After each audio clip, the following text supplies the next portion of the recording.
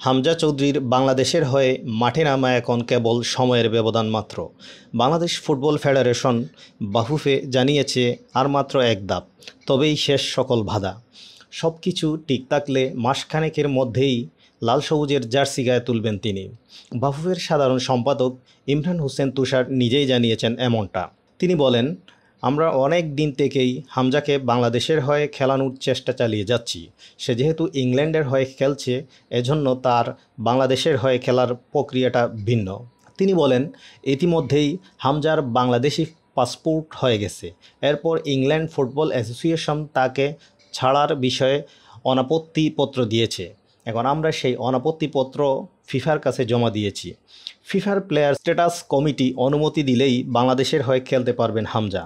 হামজা বাংলাদেশি পাসপোর্টের আবেদন করেন গত জুন মাসে। লন্ডনের বাংলাদেশ হাই কমিশনে যা চলে আসে দ্রুত সময়েই।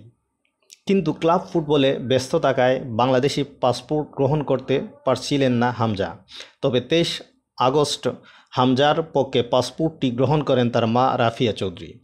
ইতিমধ্যে ইংল্যান্ড ফুটবল অ্যাসোসিয়েশনের কাছ থেকে অনাপত্তিপত্র পেয়ে যাওয়ায় এখন কেবল ফিফার অনুমতির অপেক্ষা, যা মাসখানেকের মাঝেই পেয়ে যেতে পারেন বলে ধারণা তুষারের।